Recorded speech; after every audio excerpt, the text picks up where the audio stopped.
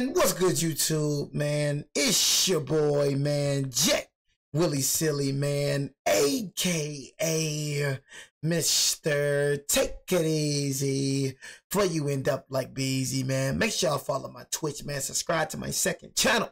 Everything you need to know about your boy Jay is in the description down below, you know what I mean? For all my new subscribers and new viewers, if y'all do want to go watch every single video like this, it is in the True Story Reaction playlist section, bro. So I appreciate y'all for stopping by. But anyways, man, we got the hacker who outsmarted the FBI. You know how smart you have to be to outsmart. You know how smart you have to be to outsmart the FBI, man. You know, because when the FBI coming, y'all, the FBI is coming. You know what I'm saying? You know, they're not like the regular police that's going to pick you up off the street without having any type of evidence. You know what I mean? And then when they pick you up, question you a little bit, they just let you go on about your merry little way. You know, if the FBI picks you up, you know what I mean? They have a 99% conviction rate for a reason. If the FBI picks you up, bro, they 100% know that you did the crime. So if the FBI picks you up, in your mind, you need to just say this: I did the crime, so I am going to do the time. You know what I mean? It is what it is. And they let you just pile up. You know what I mean? They let you pile up the evidence. Like the FBI just be seeing everything that you be doing. They just let you pile it up, pile it up, pile it up. And then when they feel like it's the right time, bro, come in, February guns blazing. Raleigh, they gonna come in just like this right here. FBI agents look at him, look at him. You gonna be chilling at your freaking apartment, just like bro doing. Chilling at his apartment, has no idea what's going on, probably on this computer because he is a hacker. You know what I mean? Doesn't even know that he's being surrounded by the FBI. 95, Raleigh, North Carolina. I mean, FBI agents surround a dark apartment. He's being surrounded, but their target. Will he get caught? A nuclear war with a phone call. What? Inside, Kevin Mitnick, America's most wanted hacker, is at a keyboard, ignoring the agents closing in. The door opens. Flashlights, guns, shouts, FBI. Mitnick raises his hands, heart pounding. Caught. Or is this where his story actually begins? How did a charming phone prankster turn into the most dangerous hacker? A teenager walks calmly into a Pacific Bell Telephone Company office in Los Angeles. He looks like any 17-year-old tech trainee. Polo shirt, a bit pudgy, unassuming. No one stops him as he goes down the hall, opens an unlocked door, and picks up a few confidential manuals. Inside are passcodes and technical schematics for the... Hey, bro, I'm not gonna lie. This AI is getting too scary. I'm gonna keep it real. I'm like, what the freak, bro?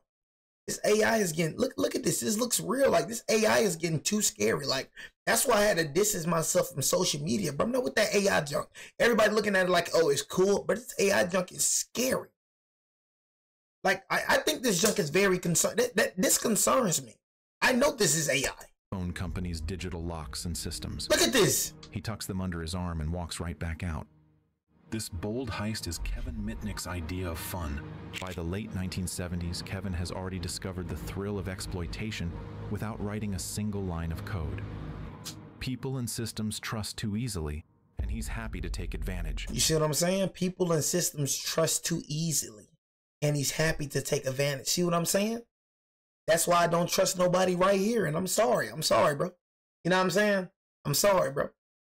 You would think that this world will I say it all the time. You would think that this world cherish good people. You know what I mean? You think that this world cherish sweet people. You know what I'm saying? Genuine people. But all they do, they just like Kevin, just take advantage of them. By age 12, Mitnick had learned his first social engineering trick. The bus ticket scheme. That's why people don't be wanting to help Kevin nobody. Convinced a bus driver to tell him where to buy a machine that punches transit tickets, claiming it was for a school project. Armed with his own punch and a stash of blank slips he scavenged from a dumpster, he rode Los Angeles buses for free. It wasn't about saving money, it was about beating the system. If people assumed a polite kid was telling the truth, that was their mistake to exploit. By his teens, Kevin's exploits have escalated from buses to phone lines. He's fallen in with a crowd of phone freaks, teenagers who sneak into phone networks for kicks. Kevin, now calling himself the Condor. So he's just scandalous. Spy movie, treats phone systems like a giant playground. He figures out access codes, eavesdrops on voicemail, and pranks authority figures just to prove he can. Late one night, He uses a borrowed credential to dial into a phone company switch and reroute a local FBI agent's home phone to a hotel room as a joke. When the agent's colleagues call, they get a flirtatious motel clerk instead of their man. Kevin and his friends roar with laughter in a basement, delighting in how easy it is to mess with the mighty FBI. It's risky, reckless, and undeniably addicting. But what kind of teenager reroutes an FBI agent's phone? Just for fun? And what happens when those jokes stop being funny? Kevin's fearless curiosity soon crosses a line. That walk-in stunt at Pacific Bell doesn't go unnoticed for long. Those manuals are missed, and it isn't hard to figure out which young phone enthusiast in town might be responsible. In 1981, Mitnick is finally arrested for the first time. A judge, stunned at the teen's audacity, declares Kevin addicted to computer tampering and sends him to a juvenile rehabilitation program for 1 year. The punishment is meant to scare him straight. Kevin just got caught. But was a year of rehab enough to stop someone addicted to the game? Or was this just his warm-up? By the late 1980s, Kevin Mitnick couldn't resist a challenge. You got to understand, man. People, you know, he's growing. He didn't learn a dang thing. You know what I'm saying? Look at that big old smile. He ain't learned a dang thing sitting in that juvenile program for a year. You know, and I'm not gonna lie, I wasn't no hacker, but it just felt good. Like, and it still kind of be in me a little bit. I'm not gonna lie.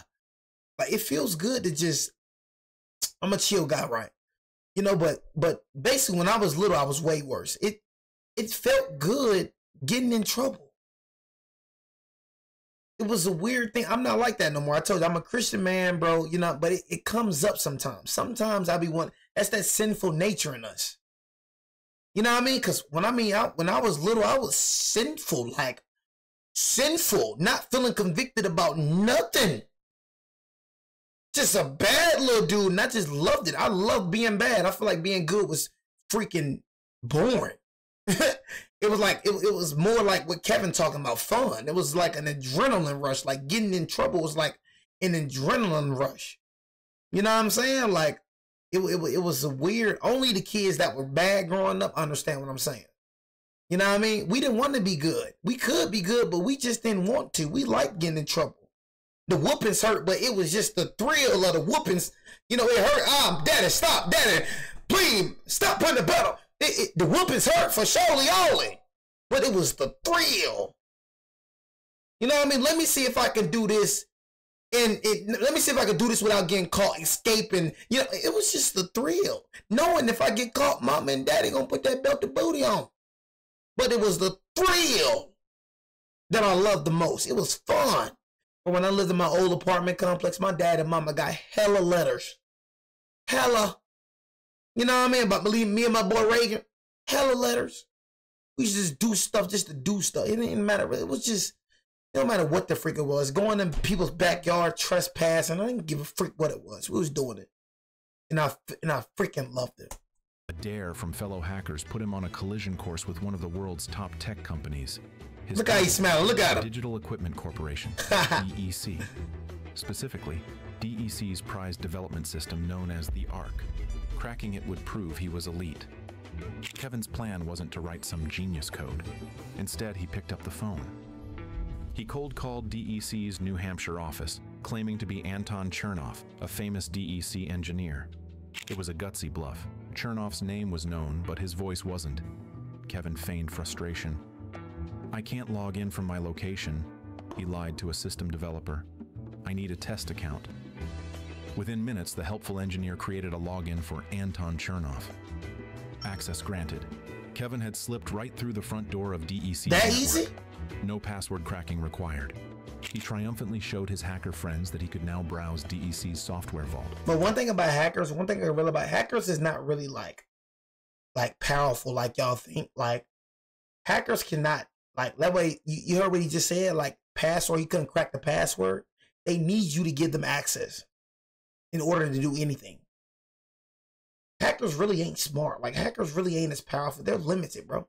It's just basically what he said at the beginning. The people that trust, you trust people that trust, they take advantage of people that just trust things easy. People trust things easy. Oh, what's this site right here? Okay, it's a deal. What's this site right here? Click on it. Now they got access to your computer. The sites that you be seeing popping up in your computer. You click on it. They got you. And Gmail, a random Gmail pop up in your Gmail. They got me one time, bro. Never again. A hacker got me because I thought that was a sponsorship. Hacked my YouTube channel. My old YouTube channel, bro. Got it back, but hacked me. Off of a fake sponsorship. Can't just hack into it because, you know, I got two-step verification. I got password keys. I got all type of stuff on my channel, bro. You know, even now. They can't just hack into your channel just to do it. Unless you ain't got a two-step verification. You know what I'm saying? But they need access. They need you to give them access. So they try to finesse you. They try to disguise. And, you know, you see that he couldn't break into that without the developer giving him access to do it. Hackers really isn't powerful. They're not really, you know, they just outsmart people. They just gains people trust. People trust too easy, so they just take advantage of it. You know what I mean? They were in awe. That's all they do. And also jealous. That stunt would cost Kevin dearly. One of those friends betrayed him, tipping off DC's security team and the FBI about who had infiltrated the Ark. Kevin realized too late that he'd been double-crossed. For the first time, the FBI came knocking, not to arrest him yet, but to warn his mother that her son's hacking was on their radar. Imagine being a teenager and having a federal agent at your door because you sweet-talked your way into a tech giant's crown jewels. Most would back off, but would Kevin? Well, he dove into even riskier exploits. By 1988, 25-year-old Mitnick had set his sights on bigger trophies, source code and secrets from telecommunications and computer companies. He bypassed passwords, rifled through private emails, and copied proprietary software as if it were a personal library. One coveted prize was the source code for DEC's VMS operating system. He's good, man. Which he copied to study its vulnerabilities. He's very good. What was he really after? Control? Curiosity? Or was he just proving no one was safe? Another target, Motorola. Posing as a trusted insider, Mitnick conned a Motorola employee into sending him valuable cell phone source code over the network, essentially stealing the blueprint of a new cell phone technology. Each hack was bolder than the last. Mitnick wasn't after money, he was after knowledge, power, the rush. Finally, Kevin slipped up, or someone close to him did. In 1988, FBI agents nabbed Mitnick and charged him for a laundry list of computer crimes, including the DEC caper. This time, there was no getting off easy. Kevin pled guilty to computer and wire fraud. The judge, spooked by Mitnick's reputation, denied him bail. Why? Because a prosecutor absurdly claimed Kevin could whistle into a telephone and launch nuclear missiles via NORAD. It sounded like science fiction, a hacker triggering World War III with a phone call. But the court bought it. They locked Mitnick in solitary confinement for 8 months awaiting trial. Oh my God, 8 months. 5 years behind bars, including those months in solitary, Mitnick was finally released in 1990. The authorities thought they'd taught the most dangerous hacker a lesson. They even forbade him from touching a computer or a modem during his supervised release. Kevin walked out of prison a free man, vowing to stay out of trouble. End of story, not a chance. Just 2 years later, Mitnick felt the old itch. He found a juicy vulnerability in the phone company's voicemail system and couldn't resist. In 1992, he hacked into Pacific Bell's voicemail computers, ironically, the same company he'd burglarized as a teen. The instant the FBI got wind, they prepared a new arrest warrant. But Kevin Mitnick wasn't going to be locked up again.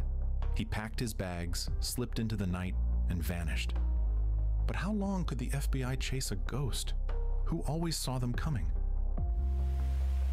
It's crazy. Kevin Mitnick became a ghost. Became a ghost. That's From 1990. And one thing I realized the most dangerous thing is to be invisible. You know what I mean? That's the most dangerous thing. Like, and I've realized that.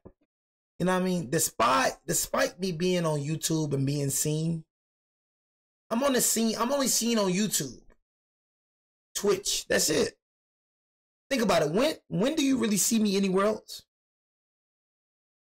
You don't see me on TikTok unless somebody's sharing my clips. You don't see me on Instagram. You don't see me on Facebook. You don't see me on Twitter, especially in real life. This is the only time you will see me. I've realized being invisible is the most dangerous thing. Being invisible, being a ghost, not being in everybody's face, not being in big crowds. I consider myself invisible. Not invisible because I'm right here twitching, you know what I'm saying? But in real life, I consider myself a ghost. I am not seen if I do not want to be seen. You would not find me in big crowds. I go to the same places. What I do is very, very, what's the word? Very, very, I don't know the word for it, bro. You know what I'm saying? I don't know the word for it, but everything I do, I go to the same gas station dang near. You know what I'm saying? I go to the same places. I don't like going to unfamiliar areas. You know what I mean? I just realized like me moving how I move saves me from a lot of crazy things. You know what I'm saying? Being invisible is the best way to be. I'm trying to tell you. If you too out there, man, you're gonna die, man. You're gonna get robbed. You're gonna get killed. Something bad gonna happen to you. Nothing ever good happens to a person who's just out there. You're just out there too friendly in everybody's face. You just the party girl, the party guy. You're gonna die. Something's bad is gonna happen to you. Nothing ever ends well with a person that's out there. 1992 to 1995, he lived in the shadows, eluding an FBI manhunt that spanned the country. Oh no, it's the word I'm trying to cities under false identities, renting cheap apartments, always paying in cash. Paying in cash, that's the best way. Another thing, y'all, it's another thing that I told y'all, I do not use banks. I have multiple bank accounts, I do.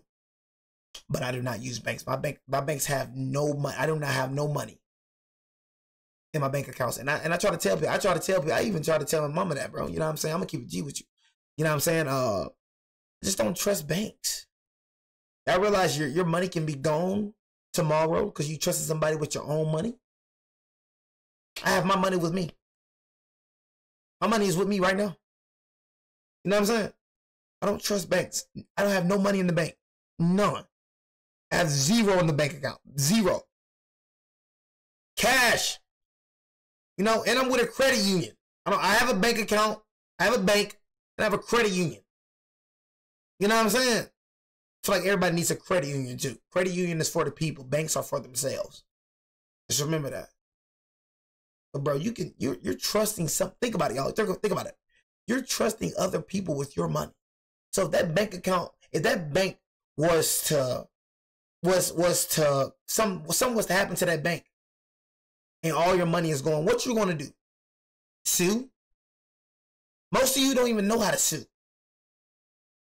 What you gonna do? Get a lawyer? You need money to get a lawyer. All your money going in the bank. That's all I be saying. Just think about that, y'all. When your money all in the bank account, you're trusting other people with your money. If something was to happen to that bank tomorrow and all your money is gone, think about it. What can you do? Cry? Complain? I ain't got to worry about my money being gone tomorrow. You wake up, got zero in your account. You don't know what the freak happened because you're trusting people with your money. Especially if you got a bank account. A bank? Whether you have a credit union, Delta, All In, stuff like that. But Wells Fargo and Chase, bro, banks, bro. I want y'all to do the freaking research on banks. Banks are for themselves. They are not for the people. Credit union are for the people. They are not for themselves. The best route to go, I feel like everybody should have a credit union. If you're going to have a bank, bro, have a credit union. That's just point blank period. By day, he was... Gotta have one credit union. I'd rather you put your money in a credit union, bro, than a bank. Weiss, a polite IT assistant at a law firm. I carry cash. That's just by me. night, he was logging into systems he wasn't supposed to. I never know if I have to go on a With run. a new name and even a new look, I have to be prepared. Mitnick hid in plain sight. Despite his photo plastered on an FBI Most Wanted poster, he managed to blend into normal life. But he never stopped hacking. Far from it. During his years on the run, Mitnick waged a one-man cybercrime spree, though he still insisted it was all in fun. He snuck into dozens of companies' networks just to see what he could find. Telecom companies, software firms, even branches of the U.S. government. He copied proprietary source code from Sun Microsystems, Nokia, Motorola, and Hey, wow. He eavesdropped on private email correspondence and stole password files at will. Each intrusion left IT administrators baffled. Who was this phantom breaching their systems and vanishing without a trace? The FBI was embarrassed. This lone hacker was making them look foolish. But how did Mitnick stay a step ahead for so long? The answer lies in his bag of spy tricks. Kevin cleverly cloned cellular phones, reprogramming cheap cell phones with legitimate subscribers' numbers, so that any call he made was untraceable to him. He'd use a cloned phone briefly, then discard it like a digital burner. He also had radio scanners to monitor law enforcement frequencies. In fact, Mitnick pulled off the ultimate feat of turning the tables. He wiretapped the FBI agents hunting him. Yes, you heard that right. He found a way to listen to the investigators' phone calls and even their voicemails. But what kind of hacker taps the phone of the very people chasing him? And how long can he stay ahead? As one friend later said, Kevin could hear the footsteps of those trying to sneak up on him. If the FBI planned a raid, Kevin often knew hours before they arrived. He even learned the names and home addresses of the entire FBI team on his case. By late 1994, Kevin Mitnick had become the FBI's ultimate ghost, a polite nobody in public, an invisible intruder online. The U.S. Department of Justice was now calling him the most wanted computer criminal in United States history. He was their boogeyman, blamed for hacks he probably didn't even do. His exploits spawned a legion of admirers campaigning "Free Kevin." Hackers defaced websites like Yahoo and even the New York Times with messages demanding Mitnick's release, as if he were some digital folk hero. The myth was growing larger than the man, yet Kevin himself was growing reckless. After years of relentless success, he felt almost invincible. But a ghost can only haunt the wires for so long before someone catches on. So what happens when the next trap is set by someone just as smart as him? Christmas Day, 1994. While most people unwrap gifts, Kevin Mitnick unwraps a fresh target. He had been probing an internet service provider in San Diego and stumbled upon a connection to a prominent computer security expert named Tsutomu Shimomura. To Kevin, Shimomura was just another system to explore, a repository of cutting-edge security research and personal files. Over the holiday, Mitnick broke into Shimomura's computer with ease, copying some sensitive files as trophies. He might have even left a calling card or two, as was his style. It was just another day's work for Kevin. But for Tsutomu Shimomura, returning from his Christmas vacation to find his computer ransacked, it was deeply personal. This wasn't an anonymous corporation being hacked. It was him, a respected researcher who took pride in securing systems. An attack on his home turf was an affront, and Shimomura was furious. This time, the hacker had hacked the wrong guy. Shimomura contacted the FBI immediately, offering his expertise to nail Mitnick. What followed was a high-tech And that's one thing y'all gotta understand. A hacker is always somebody smarter than the hacker. Like when my YouTube channel got hacked last time, they got it back instantly. Yeah, he was smarter than me when it came to the hacking, when it came to finessing it. He was smarter, he got me. But guess what? I got somebody that was smarter than him. You feel me? So a hacker it's always somebody smarter than you. I'm gonna keep it real. I'm not the smartest person in the world. I'm gonna keep it real with you. It's always somebody smarter than you. So guess what? He just met that man that day that's smarter than him. He was smarter than every single person that he hacked into. Dang near everybody he hacked into, he was smarter than. Except for this person right here. Continental manhunt teaming the feds with a hacker hunter equally skilled. For the first time, Mitnick had a peer on his tail, someone who understood the way he thought and could anticipate his moves. Shimomura combed through logs and traced Mitnick's digital fingerprints, identifying that the intruder was operating via a cell phone connection in the Raleigh, North Carolina area. That was half a country away, but at least they had a clue. The FBI, with Shimomura's guidance, mobilized a tactical team to Raleigh. The plan: use radio direction finding gear to pinpoint Mitnick's exact location. Agents drove around with special antennas capable of homing in on the unique signals from Mitnick's cloned cell phone whenever he connected to the internet. It was a literal fox hunt for a wireless ghost. In February 1995, the net drew tight. Shimomura and the FBI monitored Kevin's routine. Late at night, often around 11 p.m., a certain cell phone number, one not registered to any real customer, would light up the cellular networks, their cue that Mitnick was online, likely launching another hack. On February 15, 1995, they got a hit. The direction-finding vans triangulated the signal to an apartment complex in Raleigh. This was it. They had him down to a specific building. As agents prepared to move in, Shimomura quietly stood by, anxious. Would Kevin detect something was off? His scanners might alert him, but no alarm sounded. The hacker was busy at his screen, blissfully unaware that outside in the dark, the FBI was at his doorstep. Just after midnight, the tactical team made its move. They crept down the hall toward apartment 202, hearts pounding. Inside, Kevin Mitnick was engrossed in a late-night session, perhaps attempting to crack another system or reading stolen emails. One agent signaled 3, 2, 1. They rammed the door. FBI, get down! The door flew open to reveal a startled Mitnick at his computer. For an instant, Kevin froze. So this was how it ends? He raised his hands as agents swarmed him. The chase was over. It was exactly 1:30 a.m. on February 15th, 1995, when the Condor was finally caged, ending a wild 2.5-year pursuit. Agents found bin loads of tech, cell phones, hard drives, fake IDs, the tools of his trade. Mitnick, 31 years old and slightly bewildered, was taken into custody on a raft of charges. Outside, Tsutomu Shimomura exhaled in relief. He had won the hacker duel, but for Kevin Mitnick, the real battle was just beginning. What? The fight over his legacy and his legend. Could the FBI control the legend they just caught? And was the legend bigger than the man? Kevin ain't no way you get out of this one. Ended his hacking spree, but it kicked off a firestorm of controversy and change. As he awaited trial, hackers worldwide rallied to free Kevin. They plastered his face on t-shirts and websites, arguing that while he broke the law, the government was overstating his threat.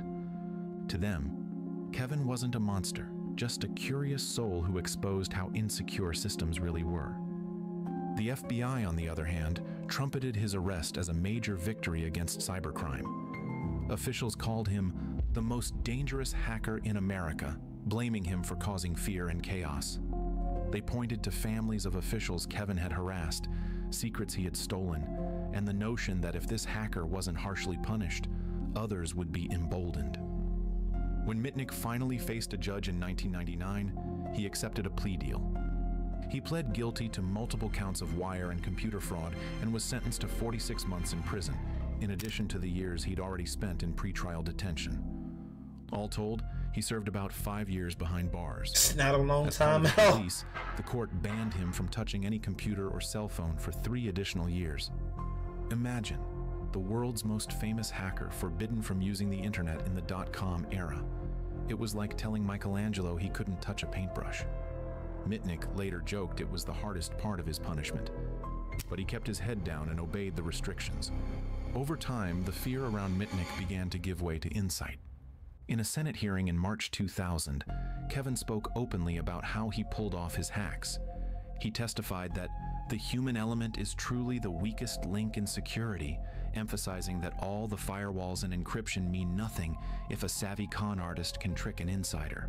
He described with a bit of pride how he never needed to punch through high-tech defenses when he could just call up an employee and ask for the front door key, figuratively speaking. Mitnick's forte was social engineering, impersonating people to gain trust and information, and his exploits proved just how effective that technique could be. Companies took notes. Following Mitnick's case, corporations and government agencies across the globe started investing in security awareness training for their staff, teaching them not to fall for the kind of tricks Kevin used. In a way, the havoc he caused forced the cybersecurity field to grow up. And what about Kevin Mitnick himself? In a plot twist worthy of a movie, after his release, Kevin transformed from outlaw to advisor. He wrote best-selling books about his adventures, Ghost in the Wires and The Art of Deception. And he began working as a legitimate security consultant, helping companies find weaknesses in their systems by doing the same things that once landed him in jail. The fox now guards the henhouse, with a deep understanding of how the other foxes think. Mitnick even gained enough respectability to testify alongside law enforcement experts, warning Congress about emerging cyber threats. The once infamous Condor eventually became a respected white hat hacker, using his skills to protect where he once infiltrated. But the question is, if someone else followed in his footsteps today, would we even see it coming? Kevin Mitnick manipulated people, not machines. But what happens when hackers no longer need your trust? Just your data? To see how a stolen cookie can hijack your entire identity, Sure. watch the dark web's Amazon. For sure, bro. That's what I'm saying. Y'all the internet is dangerous. The internet is very, very dangerous, man. I'm gonna keep it a buck with you. Saying so. It just, you know what I'm saying? When y'all, bro, man, when y'all on that internet, man, just the things that's popping up, man, the things that, like I told you, bro, you know what I'm saying? Like, hackers, bro, it's not that smart like people think they are. You know what I'm saying? Y'all just trust people and things too easy. You know what I'm saying? So my advice, bro, to y'all, bro, is just to, you know what I'm saying? Just stay alert, bro. You know what I'm saying? When it comes to things that popping up, like if someone's to pop up on my screen on the right hand side of my corner, you know what I'm saying? Just, just be aware. Be aware. You being aware, bro, can save you from a lot of situations. You know what I'm saying? So, anyway, it's your boy Jay, man. Take it easy. For you know, like BG boy Jay out, man.